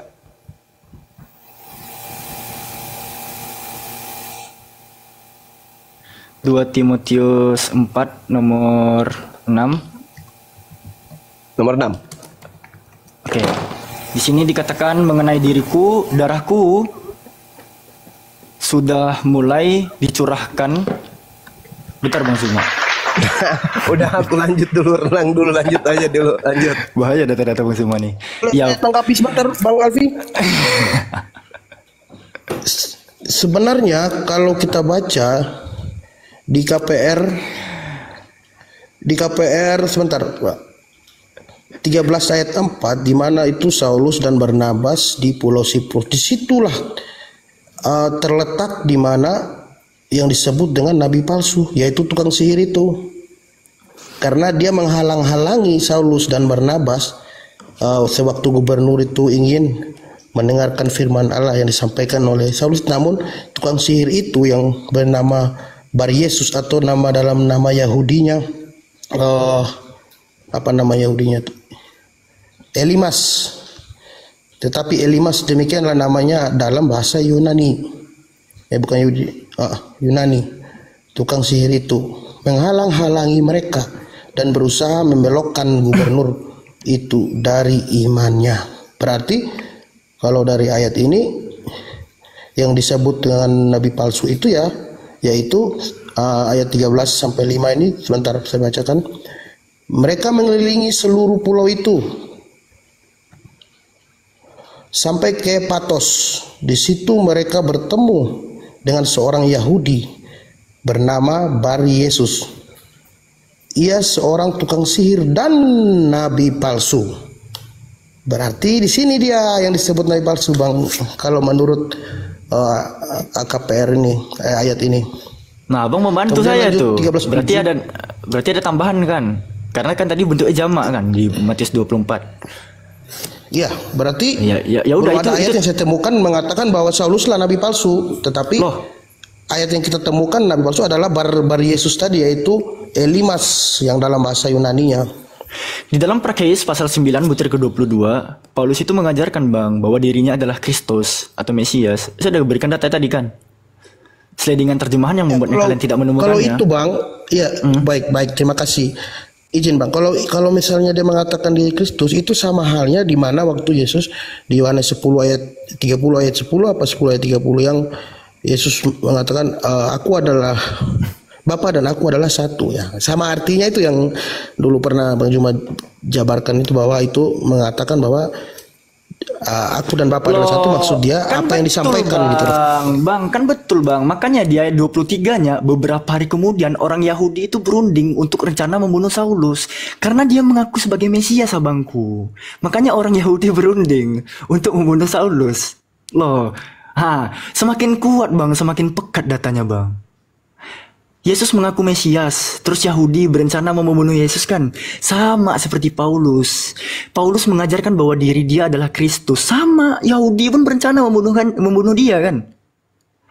Terima Bang. Terimalah data Bang. Selamat datang di room inspirasi kehidupan. Iya, tapi saya lah, saya terima itu. Itu juga tapi saya mohon tolong ditanggapi Bang Cuma. Di mana yang tadi itu Saulus dan Barnabas pergi ke Pulau Siprus. Iya Bang. Iya. Salah satu penyebabnya juga karena Paulus itu mengaku Tuhan. Iya, serius. Kan Yesusnya berkatakan begini kan di dalam Matius 23 nomor 9 kan. Janganlah kamu menyebut siapapun Bapa di bumi ini, karena hanya ada satu Bapakmu, yaitu Dia yang ada di langit. Itu kan pengakuan Paulus. Jangan mengaku kepada siapapun sebagai Bapa. Tidak boleh. Tapi di dalam 1 Korintus 4 nomor 15. Sebab sekalipun kamu mempunyai beribu-ribu pendiri dalam Yesus, dalam Kristus, kamu tidak mempunyai banyak Bapa, karena akulah yang dalam Kristus telah menjadi Bapakmu. Coba, Bapak di situ artinya apa dalam bahasa Yunani? Sama dengan apa yang diterangkan Yesus di dalam Matius 23 nomor 9. Sama. Gak ada bedanya. Berarti Paulus ini memang, makanya dikatakan kemudian oleh Yesus di dalam Yohanes 8:46, iblislah yang menjadi bapakmu. Gitu. Silakan Dinda Alfi dilanjut. Saya lanjut renangnya lagi, silakan. Maaf saya ganggu. Oke, Dinda Alfi, Ya, tolong gimana? bantu saya jelaskan ayat ini ya. Kan Saulus dan Barnabas di Pulau Siprus. Kemudian nanti di ayat 13 sampai 6 di situ menyatakan inilah yang disebut nabi palsu nih. Baca nih, kelihatan Bang. Tukang sihir itu di situ mereka bertemu dengan seorang Yahudi. Tolong digedein. Enggak, dia kan sebut data. Gue bisa tampilin juga, nggak salah. Kisah 13:46 kan. Gue buka kok, bukan 46 Bang. 66. Bukan 46. Kisah 13:6. Iya. Terus Di mana di situ Saulus dan Barnabas di Pulau Siprus. Nah, itu konteks awalnya. mana? Dari Saulus ayat dan berapa? Barnabas Dari di butir Pulau berapa? Siprus. Ini Bang, KPR 13:128 sampai 31.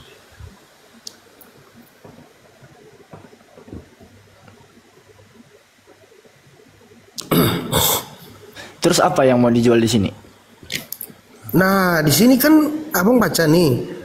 Saulus dan Barnabas di Pulau Siprus di ayat 13 sampai 4. 13 4 sampai dengan 6. Saulus dan Barnabas di Pulau Siprus. Saya bacakan dulu Bang. Oleh karena disuruh Roh Kudus, Barnabas dan Saulus berangkat ke Seleukia, dan dari situ mereka berlayar ke Siprus. Setiba di Salamis, mereka memberitakan firman Allah di dalam rumah-rumah ibadah orang Yahudi, dan Yohanes menyertai mereka sebagai pembantu mereka. Kemudian, nah ini nih 13:6 nih. Mereka mengelilingi seluruh pulau itu sampai ke Pafos. Di situ mereka bertemu dengan seorang Yahudi bernama Bar Yesus. Ia seorang tukang sihir dan nabi palsu. Ini jelas nih, ada datanya. Kemudian di ayat selanjutnya, ia adalah kawan gubernur di pulau itu, Sergius Paulus, yang adalah orang cerdas. Jadi panjang sini. Gubernur itu memanggil Barnabas dan Saulus karena ingin mendengar firman Allah. Tetapi Elimas, demikian namanya dalam bahasa Yunani. Abang pengen menghalangi mereka. Bang, abang pengen kami itu membuktikan ada tulisan bahwa Paulus itu disebut sebagai nabi palsu, sebagaimana Paulus itu menulis Bar Yesus sebagai nabi palsu gitu.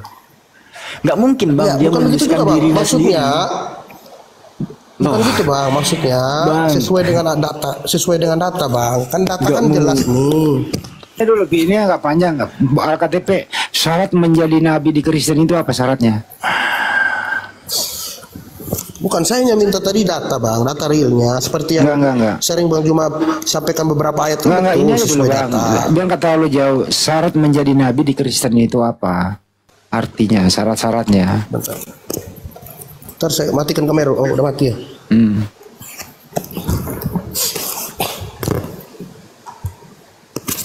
Anda paham nggak? Kalau nggak apa-apa dijelasin. Jangan sampai ya nanti jawab, oh nabi itu harus dari Israel, langsung kuhantam, langsung ready Iya, datang ya. Enggak, syarat aja. Sebentar. Jadi syarat gini loh, syarat Orang maksudnya yang gini loh Bang, pertanyaannya syarat syarat untuk menjadi nabi. Ya, syarat seseorang yang bisa diberi gelar nabi. Syaratnya apa Bang? Baik. Dia harus pilihan Allah. 1, 2. Kemudian dia harus yang menerima, satu-satunya orang yang menerima wahyu langsung dari Allah. Oke, ketiga. Untuk menyampaikan pesan-pesan tentunya kepada umatnya, umat manusia. Oke, baik. Itu. Baik. Bagus ya. Penjelasanmu lumayan. Kalau Paulus memenuhi syarat itu enggak? Yes, makanya dia diutus sama Roh Kudus. Tadi kan Oke. ayatnya itu jelas, dia diutus sama Roh Kudus untuk menyampaikan firman Allah. Jadi menurut Anda Paulus ini menerima wahyu dari Tuhan gitu? Yes, Oke, karena di bisa. ayat Oke, itu cukup. menjelaskan Cukup. jelas. Waktu saya tinggal di habis ini Kalpi. Tolong dibacain dong 2 Korintus 11 nomor Paling 17. kesel kalau debat nggak mau dengerin orang lain. 2 Korintus 11 nomor 17. Kroyok aja Oh, baik. diam dulu, Bu, diam dulu, Bu. Ini saya cuma pendek doang. Iya. 2 Korintus 11 nomor 17. Bakal KTP dibacain tolong. Karena tadi syarat menjadi nabi menerima wahyu dari Tuhan kan gitu ya. Silakan dibacain. Ini 2 jelas. Korintus 11. 2 Korintus 11 nomor 17. Oke. Apa yang Paulus Apa yang aku katakan? katakan? Oh ya, silakan Bang Alfi. Paulus Anda aja, mengatakannya baca, bukan. biar dia. Oke. Oh ya, coba Bang. Baik. 2 Korintus 11 ayat 17 berbunyi, apa yang aku katakan, aku mengatakannya bukan sebagai seorang yang berkata menurut firman Tuhan, melainkan sebagai seorang bodoh yang berkeyak orang apa? Bentar dulu. Sebentar Yang dulu, hidup Bang. bermega. Ini bentar. Coba kita baca dari 15 ya. Boleh nggak?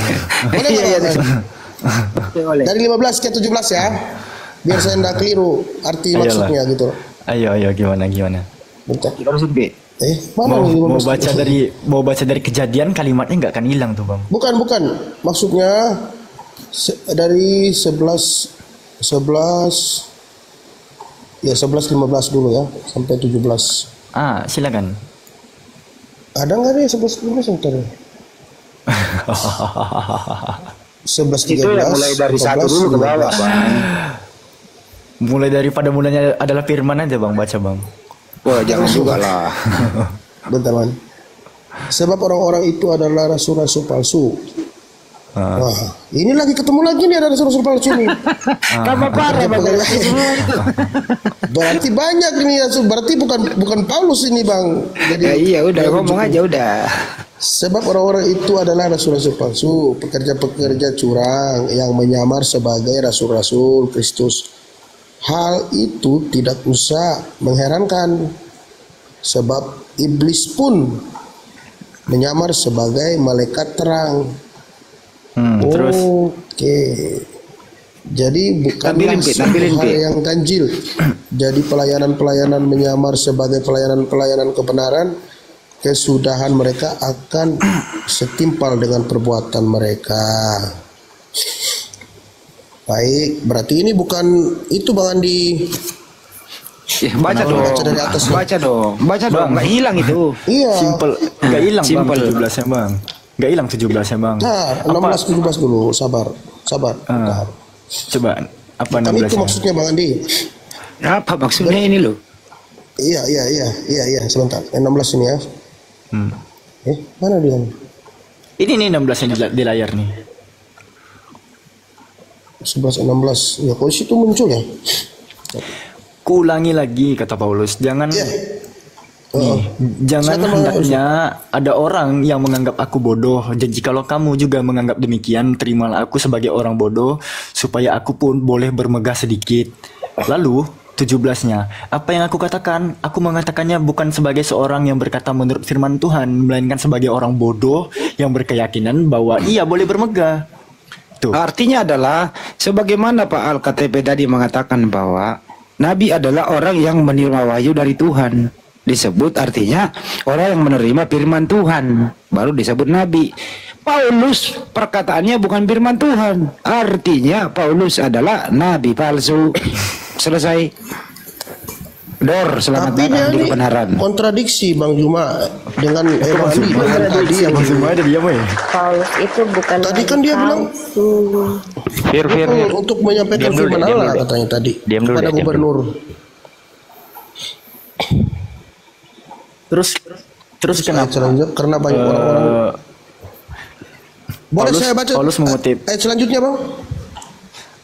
Oh boleh. Abang mau baca saat dari kejadian. Enggak, Abang mau baca dari maksudnya kejadian dari Wahyu 17 itu tadi. tuh nggak hilang bang kalimatnya bang. Sebagai seorang bodoh yang berkeyakinan bahwa ia boleh bermegah. Karena banyak orang yang bermegah secara banyak orang ini katanya Bang. Yes, Bermegah Paulus secara di situ duniawi. mengatakan aku Aku mau bermegah mengatakannya juga. Paulus berkata, aku mengatakannya bukan berdasarkan firman Tuhan. Artinya perkataan Paulus bukan berdasarkan firman Tuhan. Sedangkan kategori orang disebut nabi harus menerima firman Tuhan. Artinya adalah Paulus nabi palsu. Dor. Ya menurut saya nih. Nah ini lagi naik nih satu. Saya nabi palsu itu nabi cabul. Coba. Gitu Pak Hendy. Jadi siapa yang nabi cabul, Bu? Siapa? Siapa yang nabi cabul? Oke, nabi yang menikahi bocil di bawah apa ya? Di bawah umur siapa? Ishak. Lalu, kalau Maria itu di Bible ibunya Tuhan mau mengandung, hamil besar, di usia berapa dinikahi orang tua yang namanya? Boleh nggak menikahi orang yang sedang hamil? Udahlah, jangan menista begitu ya. Nggak bagus. Saya kalau nista ulang loh, bahaya loh itu. Saya bongkar semua Bible-mu itu. Janganlah begitu ya. Kalau tidak ada datanya jangan. Kita di sini diskusi baik-baik loh. Baik Bang Andi, kalau saya tangkap dari ayat ini, Silakan. setelah saya baca, ini bukan Paulus yang ini Bang Andi. Karena tadi udah jelas kalau dia ini mengatakan Paulus berarti kontradiksi dengan tadi ayat tadi KPR 13 ayat 6 tadi. Karena di situ Paulus diminta sama gubernur itu untuk menyampaikan firman Allah. Dan dihalang-halangi oleh nabi palsu yang tukang sihir itu yang namanya Bar Yesus gitu Bang Andi. Jadi intinya nabi palsu itu bukan dari ayat itu bukan Paulus, melainkan Bar Yesus itu. Lah, Gitu. katanya kategori menjadi nabi adalah orang yang menerima wahyu dari Tuhan atau yang menerima firman Tuhan. Paulus berkata perkataannya bukan firman Tuhan. Ya udah selesai. Nggak usah dibela Bang. Bang Ngapain sih? Bang Alkitab lucu. Aku di sini siapa, Bang? Aku di sini, Bang. Iya itu dia menceritakan Bang. Enggak, aku di sini siapa, Bang? Paulus menceritakan. Loh, di mana di sini menceritakan? Dari mana Bang dapat kesimpulan, Bang? Iya, itu maksudnya dia seperti memberikan suatu Enggak. perumpamaan Di sini gitu, kan Bang. Bukan dia. Oh enggak ada perumpamaan, Bang. Aku kalau buka langsung tafsiran Matthew Henry ini ketahuan nih kibulannya Bang nih, Bang. Atau tafsiran siapa sih rujukan Abang gitu? Enggak, tafsiran siapa rujukan Abang kalau itu perumpamaan? Di sini kan banyak nih. Ini kan ada tafsirannya catatan nih. Ada Full Life, Matthew Henry, Santapan Harian, Utley, Galilah, Bis, Jerusalem, ND dan seterusnya. Itu tafsiran siapa? Satu lagi Pi. Alkitab. Kalau memang Paulus menerima firman Tuhan, kenapa berbahasa Yunani, Bro? Nah, aku mau tunjukin Ya juga. karena nanti. dia bisa Ntar ya saya cek dulu. Jadi Tuhan berbahasa Yunani menyampaikan ke Paulus. Enggak sih kalau bahasa Ya gimana ceritanya orang bahasa Yunani aslinya kok. Jadi Tuhan dari atas langit berbahasa Yunani ke Paulus gitu. ya Ya. ntar ya Bang. Selamat datang di kebenaran. Lanjut. Nih Bang, kenapa tadi dia bilang dia nggak berdasarkan bahasa Yunani, Bang? Nih, dia di pasal 17:28 dia mengutip kutipan poet di sini penyair gitu. Kalau Abang buka Kisah Para Pewarta 17:28, sebab kita hidup, kita ada, kita bergerak, ya, sebagaimana yang dikatakan pujaga-pujagamu bahwa kita pun keturunan Elohim juga gitu. Nah, kalimat kita keturunan Theos atau kita keturunan Elohim, ya, itu dia ngutip dari seorang penyair atau pujangga. Nah, yang berbunyi di Yunani itu Togar Kegenos Esmen, dan di Inggris itu berbunyi For we are also his offspring. Nah, ini bukan dari Tuhan abangku, tapi dari karyanya Aratus di dalam bukunya Fenomena. Ini karya ditujukan kepada Zeus dan dikutip oleh seorang Paulus, Bang. Ya, kalau kita lihat Togar Kaigenos Esmen ini tercantol di dalam Greek Koine yang ditulis oleh Paulus di dalam Kisah Para Pewarta 17:28. Dan di Inggrisnya for we are also his offspring. Di sini pun nanti ketahuan juga tuh bagaimana penerjemahan tertulis for we are also his offspring. Tapi coba lihat kalimat sebelumnya. We all have need of Zeus in everything. Jadi kita semua selalu saja membutuhkan Zeus dalam hal apapun. For we are also his offspring, sebab kita pun keturunan-keturunannya. Dan ini dikutip oleh Paulus di dalam Kisah Para Pewarta 17:28. Makanya nggak salah Paulus kalau mengatakan sebab aku berkata-kata bukan sebagai seorang yang berkata menurut firman Tuhan, karena memang yang dikutip itu syair pagan, syair Zeus, from Zeus let us begin gitu.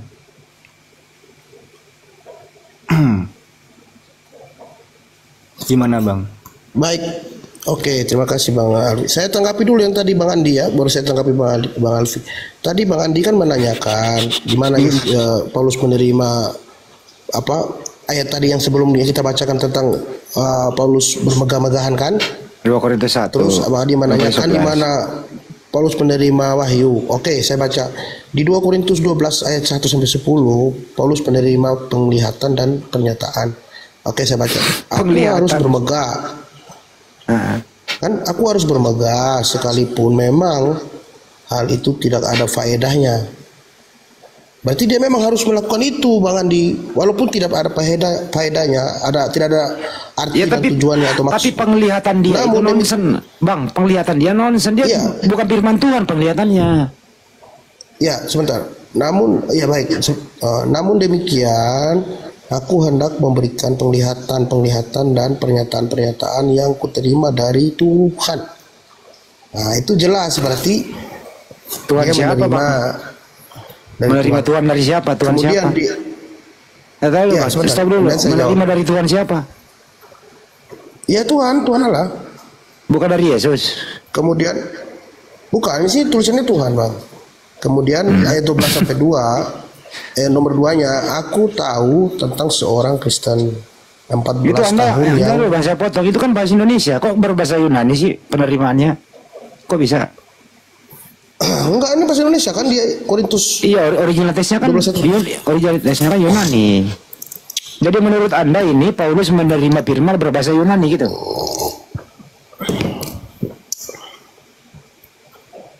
Bahasa Yunani? Iya. Oh, itu original ininya. Originalnya kan Yunani, Bang. Berarti dari atas ke bawah menerima penglihatan Paulus itu ada bahasa Yunani dari atas didengar oleh dia. Oh, itu originalnya tuh bagaimana Bang? Yunani, Bang. Iya, apakah sama? Kan sama dengan ini kan terjemahannya di saya. Iya, terjemahan itu kan Indonesia, original teksnya Yunani, artinya Paulus menerima wahyu dari bahasa Yunani gitu. Ya, bahasa dia di sana kan, gimana waktu datang wahyu itu kan? Iya, bahasa Yunani, Bang. Iya. Nah, persoalannya kenapa identik dengan para pujangga penyair ini? Kenapa larinya ke Zeus? Lanjut kali Alfi. Kenapa larinya begini-begini gitu loh? Ini ya gini. Alfi ngambil dari kutipan New American Bible versi Revised Edition ya, versi Nabre.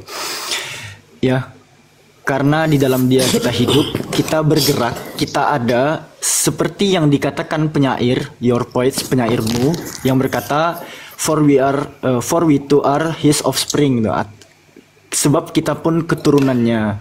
Kalau di dalam footnote ya versi New American Bible yang disebut sebagai for we are also his offspring tadi itu ya, di sini ya, here Paul is quoting, di sini Paulus mengutip Aratus dari Soli abad ketiga sebelum Masehi dari Silisia atau Kilikia. Nah, ini Bang, ini karya tulis Aratusnya yang berjudul Phenomena. Nah, di sini kan jelas Greeknya itu tertulis tou gar kai genos esmen, tertuang di Greek koinenya tou gar kai genos esmen. Sorry, Bang Alfi. Dan di terjemahannya Bang Alfi. Bang Alfi, ini kawan saya tanya nih, dia ini. Itu sumbernya dari mana katanya? Oh. Early Astronomy Classic Isaiah Mix Education. Aku nggak pernah bawa